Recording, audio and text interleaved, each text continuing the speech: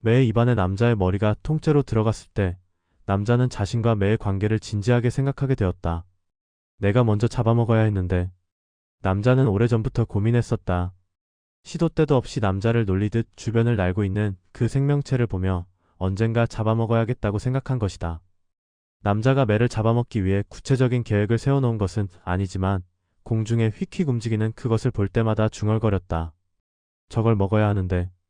남자가 매를 잡아먹어야 한다고 결심했던 것은 남자의 아버지가 남자에게 잡아먹어라, 잡아먹힌다 라고 말했을 때부터 꾸물꾸물하게 돋아난 것이다.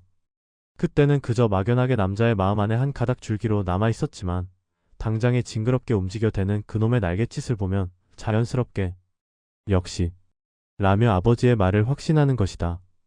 물론 남자가 확신하는 것이라면 잡아먹는다라는 부분이지 잡아먹힌다 라는 부분은 아니었다.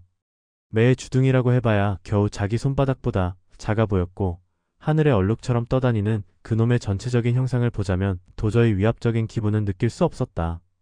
남자는 혹시 매가 자신을 공격한다면 기껏해야 손가락 한두 개를 잘라먹거나 눈알 하나 정도를 파먹지 않을까 생각하면서 손가락 몇 개가 없는 삶이라던가 한쪽 눈이 없는 삶을 상상해 보기는 했다. 그렇기 때문에 매와 불편한 대치를 하는 남자는 생각보다 서툴렀다. 매의 두꺼운 날갯짓 때문에 머릿속이 부풀어 오를 만큼 불안이 생겨나기도 했지만 불안을 없애기 위해 무언가를 해보지는 않았다.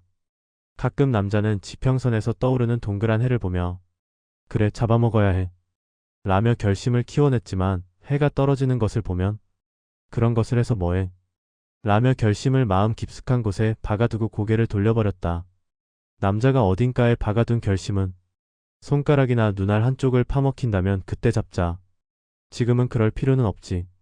라는 벽에 막혀 간단한 의지로는 꺼낼 수 없었다. 이 벽은 그 무엇보다 단단한 것이었다. 이미 죽은 아버지가 남자의 주저함 때문에 다시 살아나 잡아먹힌다.